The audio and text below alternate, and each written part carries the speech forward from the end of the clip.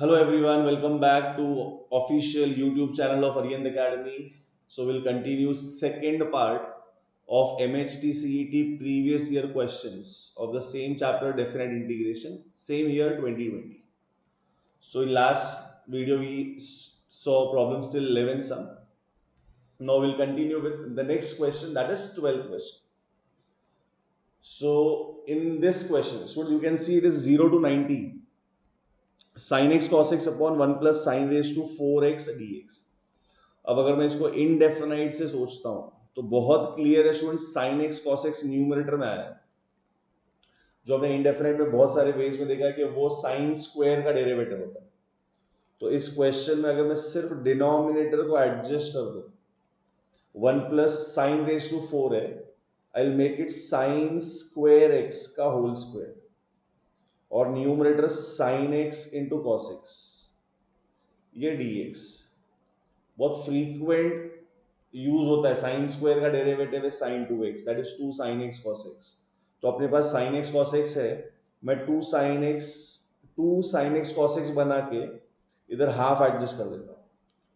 मेरे limits 0 to 90. अब अपने को सिर्फ सब्सटीट्यूशन करना है, put sine square x is equals to t.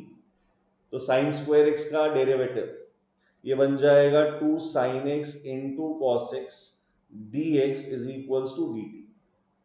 और मैं लिमिट्स यहां पे ही चेंज कर देता हूं, इंटीग्रल साइन के ऊपर ही. तो अगर मैं x की वैल्यू 0 सब्सटीट्यूट करता हूं तो साइन 0 0 होगा, उसका स्क्वायर भी 0 होगा, तो t का वैल्यू 0 आएगा. अगर मैं 90 सब्सटीट्यूट करता हूं, सब्सटीट्यूशन इसमें ही होगा जो तुमने अज्यूम किया है, साइन 90 इज 1, 1 का स्क्वायर इज 1, तो ये 1 हो जाएगा. अब मेरा पूरा न्यूमरेटर dt से रिप्लेस हो जाएगा और डिनोमिनेटर में आई will have only 1 plus T square, जो मेरा एक डायरेक्ट फॉर्मूला है tan इनवर्स वाला.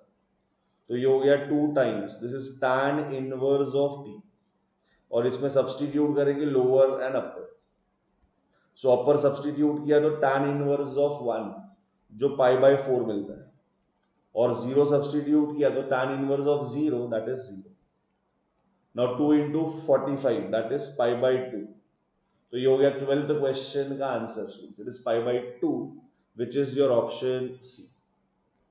तो देख सकते हो डेफिनेट इंटीग्रेशन के क्वेश्चंस इनडेफिनेट के हायर लेवल के क्वेश्चंस नहीं है, बहुत ही बेसिक क्वेश्चंस, इजी क्वेश्चंस. चलते हैं नेक्स्ट क्वेश्चन पे. अगला सम 13 सम. अब 13 सम देखो, ये अच्छा सम है, it's challenging. 0 to a minus x the whole raised to 3 by 2 multiplied by x square dx की वैल्यू अपने को पूछी है.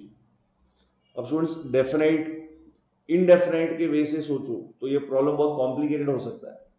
इसमें स्टैंडर्ड सब्सटीट्यूशन जाएगा तो ये सम बहुत लंबा होगा. तो इनडेफिनेट से तो आएगा ही, लेकिन अगर डेफिनेट से अगर मैं प्रॉपर्टी यूज कर लूं, 0 to a f of x dx is equals to 0 to a f of a minus x dx, अगर ये प्रॉपर्टी लग जाती है स्टूडेंट्स तो अपना काम बहुत इजी हो सकता है. तो इफ आई ट्राई, अब इसका ये पर्पस है कि जो fractional power 3 by 2 first term पे है वो स्विच हो सकता है क्या, क्योंकि a minus x raise to 3 by 2 का एक्सपांशन तो इनफाइनाइट टर्म्स देता है. तो अगर मैं इस सिचुएशन को इस प्रॉपर्टी से सॉल्व करूं तो जहां पे मेरा रिप्लेसमेंट x का रिप्लेसमेंट a माइनस एक्स से होगा, तो स्टूडेंट्स फर्स्ट ब्रैकेट में you will see that this a minus x the whole raise to 3 by 2 into x का रिप्लेसमेंट a माइनस एक्स और यहाँ पे whole square, and this is dx. अब first bracket में you can see plus a and minus a gets cancelled और minus of minus x plus x हो जाएगा, तो ये x रेज टू 3 by 2 आ जाएगा. और इस ब्रैकेट का ओपनिंग कर दूं a minus b the whole square से, तो स्टूडेंट्स ये हो जाएगा a स्क्वायर minus 2ax plus x square. अब स्टूडेंट्स ये प्रॉब्लम बहुत इजी हो गया, सिर्फ ब्रैकेट ओपनिंग पे पावर फंक्शंस ही बनेंगे और तीन ही टर्म्स होगा, और ये 0 to a. तो ब्रैकेट ओपन कर रहा हूं, दिस इज 0 to a, तो ये बनेगा a square into x raise to 3 by 2 minus 2a into x का पावर 1 है यहाँ पे, तो लॉ ऑफ इंडाइसिस से ये x रेज टू 5 by 2 हो जाएगा, प्लस पावर 2 प्लस 3/2, तो ये होएगा x रेज टू 3/2 प्लस 2, तो ये 7/2 हो जाएगा and this is whole dx। अब सब पे x रेज टू n का फॉर्मूला, तो a square as it is, x raise to 3/2 का इंटीग्रेशन, ये आएगा x raise to 5/2 divided by 5/2, मैं उसके रेसिप्रोकल से मल्टीप्लाई कर रहा हूं, तो ये 2/5 हो जाएगा, minus 2a as it is, x raise to 5/2 का इंटीग्रेशन 5/2 प्लस 1, तो ये 7/2 होगा डिवाइडेड बाय 7/2 उसका रेसिप्रोकल, सो ये 2/7 plus x raise to 7/2 plus 1, तो ये होगा 9/2 और 9/2 का reciprocal 2/9, so integration x raise to n के फॉर्मूला से आ गया। अब इसमें सब्स्टिट्यूट होगा 0 to a, अगर मैं a सब्स्टिट्यूट करता हूं तो स्टूडेंट मैं नंबर्स अरेंज करके सब्स्टिट्यूशन कर रहा हूं, तो ये आएगा 2/5 times a square into a raise to 5/2, upper substitution कर रहा हूं, minus 4/7 into a raise to 7/2 plus 2/9, और ये आएगा डायरेक्टली a रेज टू 9/2, ये अपर का आंसर हुआ। माइनस लोअर पे चेक कर लो स्टूडेंट, सारे जीरो आएंगे, तो इसका मैं एक सिंगल जीरो ही लिखता हूं, तो ये हो गया लोअर लिमिट का आंसर विच इज 0। अब इस सोल्यूशन में स्टूडेंट मैं लॉ ऑफ इंडाइसिस a के पावर्स सॉल्व करते हैं, तो ये आएगा 2/5 a रेज टू, ये टर्म बनेगा 9/2, 2 प्लस 5/2, माइनस 4/7, ये भी बनता है a रेज टू 9/2, और लास्ट वाला टर्म तो रेज टू 9/2 है ही अपने पास, a रेज टू 9/2। अब मैं a रेज टू 9/2 कॉमन निकाल लेता हूं सब में से, तो if I take a raise to 9/2 common, तो अपने पास फ्रैक्शन अंदर आएंगे 2/5 माइनस 4/7 प्लस 2/9, देख लो जरा ये सारे फ्रैक्शंस अपने पास बचने वाले। अब अंदर एलसीएम लेते हैं स्टूडेंट्स, तो अगर एलसीएम लोगे 5, 7 और 9 का, सो a रेज टू 9/2, तो मैं ज्यादा नहीं सोच के मेरे ऑप्शंस पे नजर डाल रहा हूं स्टूडेंट, देख लो सबका डिनोमिनेटर 315 है, पर एक बार कंफर्म कर लेना स्टूडेंट्स, मैं ऑप्शंस के हिसाब से जा रहा हूं, तो मेरा डिनोमिनेटर 315, मतलब ये एलसीएम होगा ये तीनों नंबर्स का 5, 7 और 9 का।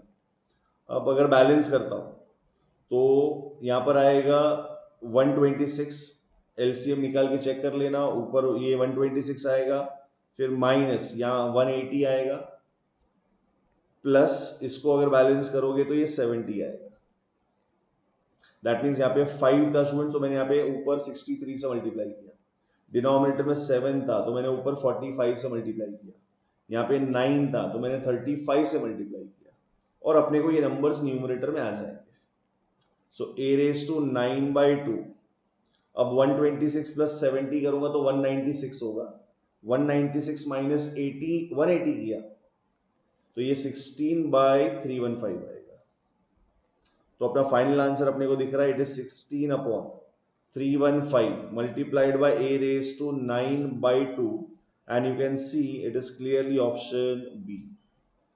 So using the property of 0 to a f of x dx, which is equal to 0 to a f of a minus x dx, से ये प्रॉब्लम बहुत जल्दी हो गया, अगर मैं इनडेफिनाइट से जाता तो ये बहुत लंबा सम हो सकता। तो 13th question it is option B. चलते हैं अगले क्वेश्चन पे, जो 14 क्वेश्चन फिर से अपना फेवरेट क्वेश्चन -90 टू +90 है, तो -90 टू +90 में स्टूडेंट्स साइन स्क्वायर एक इवन फंक्शन है, अब अपना बैड लक ये इवन फंक्शन निकला, ऑड निकलता तो डायरेक्ट जीरो होता, और ऑप्शन में जीरो है भी नहीं, तो ये हो जाएगा student by property it is 2 times 0 to π/2 and function remains same, it is sine square x dx। अब साइन स्क्वायर का इंटीग्रेशन तो हम लोग कितनी बार निकालते हैं, ये तो अपना बेसिक इंटीग्रल के क्वेश्चंस है। साइन स्क्वायर का रिप्लेसमेंट हम 1 माइनस cos 2x by 2 से कर देते हैं, द होल dx। अब ये 2 और ये 2 कैंसिल हो जाएगा, और इंटीग्रेशन 1 का x cos 2x का इंटीग्रेशन ये आएगा sin 2x divided by 2, and will go for upper minus lower. अब 90 सब्स्टिट्यूट करूंगा तो पहला टर्म तो π/2 आएगा, minus it is sin 2 into π/2, जो साइन पाई बनेगा, और साइन पाई 0 होता है, तो ये 0 हो जाएगा। ये अपर का आंसर। लोअर पे स्टूडेंट्स दोनों 0 बन गए, तो बचा मेरे पास सिर्फ π/2 स्टूडेंट्स। तो ये तो अपना answer i is equal to π/2। तो π/2 दिखा, तो ये हो गया ऑप्शन सी। अब इसको वॉलीज फॉर्मूला से भी कर सकते थे, बट एक ही टर्म था डायरेक्ट, ये तो बेसिक इंटीग्रल था, तो ये उससे हो गया। तो 14th question, it is option C, that is π/2। Moving to next question, 15 sum देखो। 15 sum, integration of 1/x² + x, lower limit is 2, upper limit is 3 dx। अब इसको अगर मैं सॉल्व करने जाऊं तो स्टूडेंट्स इंटीग्रेशन 2 to 3, डिनोमिनेटर में x² + x है, जो 1/क्वाड्रेटिक है, मैं 1/क्वाड्रेटिक से भी कर सकता हूं, बट मैं x कॉमन निकाल के इसको x + 1 कर देता हूं स्टूडेंट्स। अब दोनों लीनियर बन गए, पहला टर्म x, दूसरा x + 1, और मैं इसको तो रेप्लीकेट कर लूंगा, मैं इसको 1/क्वाड्रेटिक के पास नहीं लेके जाने वाला। अब इसको अगर मैंने रेप्लीकेट कर लिया तो डिनोमिनेटर x + 1 है, दोनों में बड़ा x + 1 है, आगे x + 1 लिख रहा हूं और यहाँ पे x लिख रहा हूं, और बीच में एक प्लस या माइनस। प्लस लिखूंगा तो ऊपर 2x आ जाएगा, जो मेरे पास पहले से नहीं था। माइनस लिखता हूं तो x और -x कट हो जाएगा, बचेगा 1, जो मेरे पास पहले से। तो सुन, यहाँ पे रेप्लीकेट करना ज्यादा फायदा हो गया, मैंने न्यूमरेटर चेंज भी नहीं किया और मेरा डिनोमिनेटर ऊपर रेप्लीकेट भी हो गया। अब अगर मैं डिनोमिनेटर स्प्लिट करता हूं तो student I will have 1/x as a first term minus 1/x + 1 as a second term, the whole dx। अब दोनों 1 लीनियर है, तो इसका आंसर आ जाएगा log of mod of x minus log of mod of x + 1, and this is from 2 to 3। अब इसमें log की property use कर लेता हूं, तो ये हो जाएगा log of mod of x/x + 1, और इसके बाद सब्सटीट्यूशन करता हूं 2 to 3 का। अब स्टूडेंट्स अपर सब्सटीट्यूट किया मैंने, तो 3 को सब्सटीट्यूट करूंगा तो ऊपर 3 आएगा और नीचे 3 + 1 4, तो ये मेरा पहला आंसर। लोअर सब्सटीट्यूट करने पे log ऑफ ऊपर 2 आएगा, नीचे 2 + 1 3 हो जाएगा। फिर से लॉग की प्रॉपर्टी यूज की, log माइनस लॉग है, तो it is log of, it is 3/4 divided by 2/3, तो मल्टीप्लाई बाय रेसिप्रोकल कर देता हूं, दैट इज 3/2, और यहाँ पे मल्टीप्लीकेशन में मुझे मिल जाएगा log ऑफ 9/8, ये अपना हो गया आंसर। सो log ऑफ 9/8 अपने को दिख रहा है, इट इज ऑप्शन डी। तो देख लो 15 सम जो 1/क्वाड्रेटिक का फॉर्म था, मैंने कॉमन निकाल के डिनोमिनेटर को ऊपर रेप्लीकेट कर दिया, जो बहुत इजीली हो जाता है। 1/क्वाड्रेटिक भी इजी है, पर थोड़ा सा टाइम ले लेता है, इसलिए प्रेफर करो। So 15 sum, option D. चलो next question, moving to next sum, 16 sum. ये तो सबसे favourite question students. If f dash x is k times cos x plus sin x and f of 0 is 9, f of π/2 is 15, then find fx। अब हम लोग normally तो fx से f dash जाते हैं डेरिवेटिव लेकर, जब उल्टा जाना होता है f dash से fx, तो student we prefer integrating on both the sides. तो अपना जो f dash गिवन है, which is it is k times cos x plus sin x। अब अगर मैं इंटीग्रेशन ले लूं यहाँ पे, if I integrate on both the sides, तो डेरिवेटिव का इंटीग्रेशन मिलेगा fx, यहाँ पे k times integration of cos x, जो आएगा sin x, sin x का इंटीग्रेशन माइनस cos x, और इंटीग्रेशन लिया है तो अपना plus constant c, that is constant of integration. अब ये दोनों कांस्टेंट c और k को फाइंड करने के लिए ही उसने अपने को ये दोनों चीजें दी हुई है। c मिल गया, k मिला, तो अपने को ओरिजिनल fx मिल जाएगा। तो पहले अगर मैं इसमें x की वैल्यू 0 डालता, तो ये बनेगा स्टूडेंट्स f of 0, राइट में it is k times sin 0 0 minus cos 0 1 आ जाएगा, plus c as it is, और f of 0 की वैल्यू है अपने पास, इट इज 9, तो ये ब्रैकेट ओपन होने पे मेरे पास minus k plus c is equal to 9 आएगा। तो ये हो गया अपना पहला इक्वेशन। अब सेकंड गिवन यूज करता हूं, यहाँ पे x की वैल्यू मैंने π/2 सब्सटीट्यूट की, तो लेफ्ट में f ऑफ पाई बाई 2 आएगा, राइट में students it is k times, अब sin 90 1, cos 90 0, और यहां पर अपने पास प्लस c, और राइट में f ऑफ पाई बाई 2 की वैल्यू इज 15। अब ये ब्रैकेट ओपन करोगे तो k plus c is equal to 15 आ रहा है। ये हो गया इक्वेशन नंबर 2। अब ये तो बना साइमल्टेनियस इक्वेशन, तो मैं फर्स्ट इक्वेशन को सेकंड इक्वेशन से ऐड कर देता हूं। तो यू कैन सी माइनस के एंड प्लस के गेट्स कैंसिल्ड, तो c प्लस सी 2c आएगा, राइट में 15 प्लस 9 24 आ जाएगा। तो यहां से c का वैल्यू 12 आ गया, c बन गया 12। अब c को मैं सब्स्टिट्यूट कर देता हूं इक्वेशन 1 में। So from 1 you will have minus k plus 12 is equals to 9. तो माइनस k का वैल्यू हो जाएगा -3। सो k की वैल्यू हो गई 3। अब k मिल गया, 3 मिल गया, हम लोग इसको डाल देंगे ओरिजिनल fx में। तो अपना fx बन जाएगा fx is equals to 3 times it is sin x minus cos x, और c की वैल्यू अपने को मिली है 12, और ऑप्शंस देख लो। तो 3 sin माइनस cos प्लस 12, तो ऑप्शन ए। बहुत इजी क्वेश्चन, इंटीग्रेशन लिया दोनों साइड, और जो वैल्यूज दी है उसको यूज करके दोनों कॉन्स्टेंट्स फाइंड करके fx मिल गया अपने को। अगला क्वेश्चन 17 सम। तो 17 सम में if I take I as 0 to 1 it is x 1 minus x the whole raised to 5 dx। अब यहां पे भी देखो 1 minus x the whole raise to 5 को मैं एक्सपांड करके बाइनोमियल थियरम से या पास्कल्स ट्रायंगल के शॉर्टकट से एक्सपांशन तो कर सकता हूं, लेकिन एक बार प्रॉपर्टी 0 टू a वाली प्रॉपर्टी यूज करके देखता हूं कि मैं पावर स्विच कर पाता हूं। तो अगर मैं वो प्रॉपर्टी यूज करता हूं 0 टू 1, x का रिप्लेसमेंट 1 माइनस एक्स, और इस ब्रैकेट में मेरे पास आएगा 1 minus of 1 minus x the whole raised to 5 and this is dx। तो स्टूडेंट यहाँ पे एडवांटेज मिल रहा है अपने को, तो हमको पास्कल्स ट्रायंगल या बाइनोमियल थ्योरम का जरूरत नहीं पड़ेगा।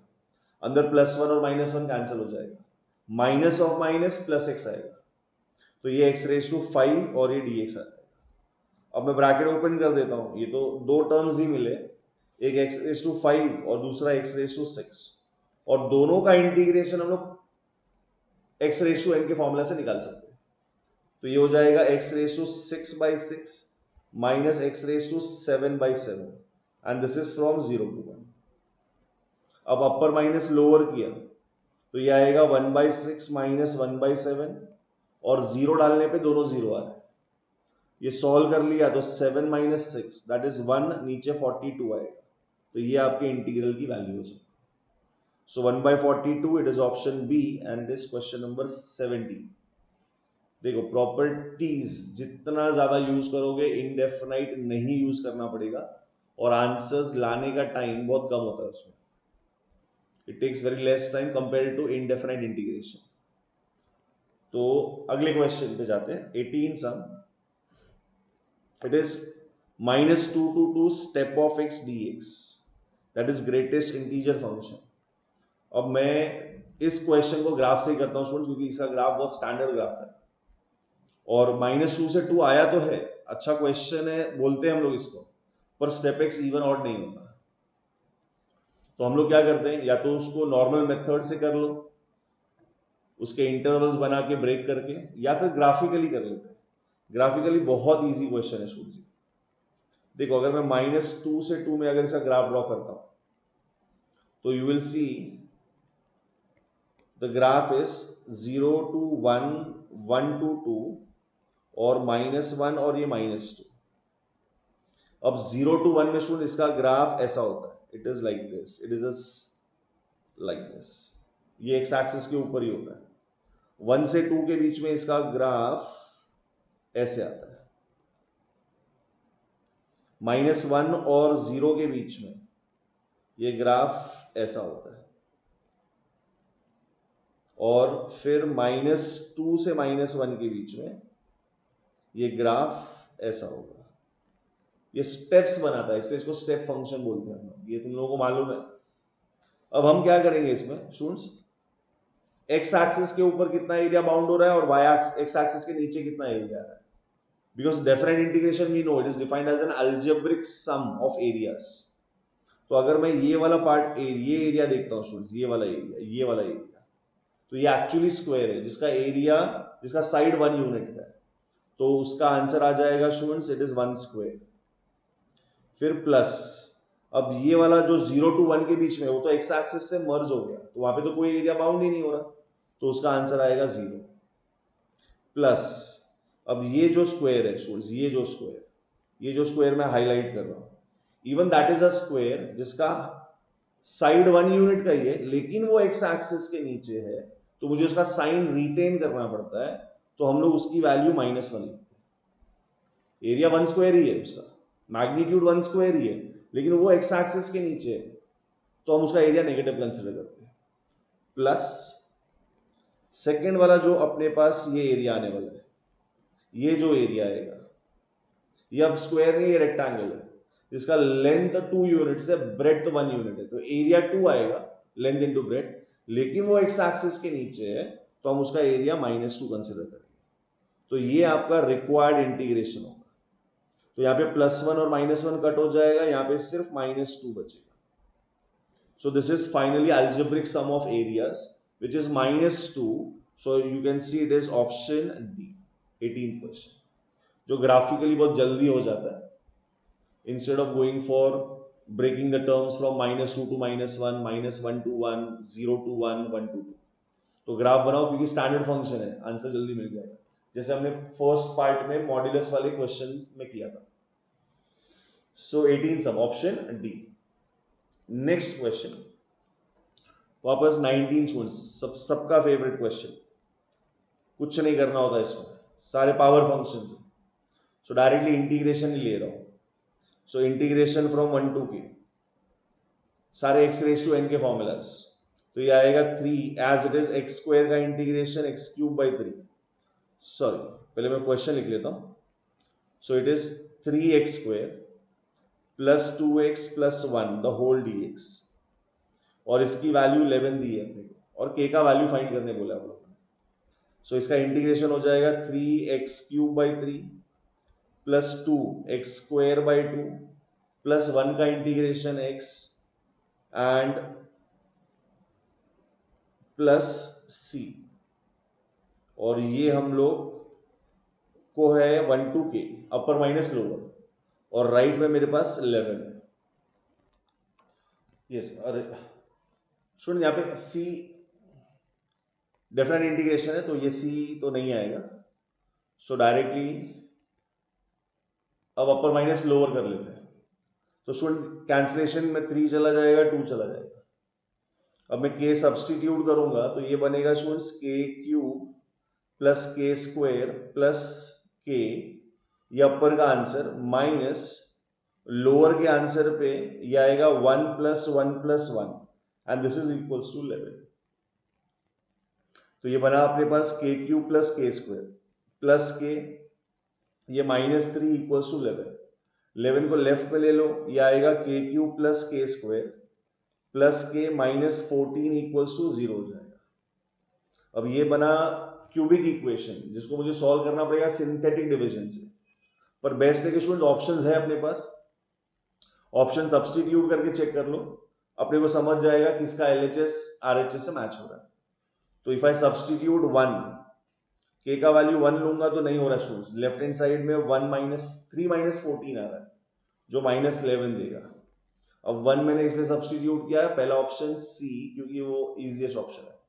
फिर अगर मैं 2 सब्स्टिट्यूट करता हूं, तो फॉर k का वैल्यू 2, लेट अस चेक, 8 + 4 + 2 जो 14 ही होता है स्टूडेंट्स, और देखो ये 0 आ रहा है, तो k का वैल्यू 2 सेटिस्फाई हो गया। मल्टीपल करेक्ट ऑप्शन तो होगा नहीं, तो student it is option D. Otherwise synthetic division से भी सॉल्व कर सकते थे, तुमको k का वैल्यू 2 मिल जाता। सो ये 19 question, it is option D. Next question, अगला सम देखो। It is tan inverse of 2x - 1 upon 1 + x - x² the whole dx, it is from 0 to 1। अब यहाँ पे स्टैंडर्ड सब्स्टिट्यूशन नहीं है, इनडेफिनेट से जाऊंगा तो लंबा हो जाएगा, तो बेटर है कि मैं एक बार प्रॉपर्टी चेक कर लूं 0 to a वाला। तो अगर मैं चेक करता हूं 0 to a वाली property, so if I consider this is i, replacement of x by 1 minus x, तो ये होगा tan inverse of, it is 2 times 1 minus x minus 1। Denominator में मेरे पास होगा 1 प्लस ये 1 minus x आएगा, और यहाँ पे माइनस ऑफ 1 minus x का होल स्क्वायर dx। अब स्टूडेंट्स एक्सपांशन करके चेक करना पड़ेगा, क्योंकि डायरेक्टली तो नहीं समझ में आएगा कि प्रॉपर्टी लग रहा है कि नहीं। हम प्रॉपर्टी इसलिए चेक कर रहे हैं ताकि अपने को समझे कि दोनों को ऐड करके 1 dx आ रहा है कि नहीं। 1 dx अगर नहीं आता है तो कभी कभी 0 dx भी आ जाता है। 0 dx आ गया तो क्वेश्चन और इजी हो जाएगा। दोनों का एडिशन अगर 1 आता है तो शॉर्टकट अपर माइनस लोअर अपॉन 2 है। दोनों का एडिशन 0 आएगा तो डायरेक्टली इंटीग्रेशन 0 है। दोनों का एडिशन ना 1 आया ना 0 आया तो अपने को कुछ ऐसा मिलेगा जो इजीली इंटीग्रेट हो सकता है, जो इंडेफिनाइट से ही होगा लेकिन इजीली हो जाएगा। तो लेट अस कंफर्म इट। तो न्यूमरेटर में 2 minus 2x minus 1, डिनोमिनेटर में मुझे एक्सपांशन करना पड़ेगा 1 plus 1 minus x, यहाँ पे minus of 1 minus 2x plus x square and this is whole dx।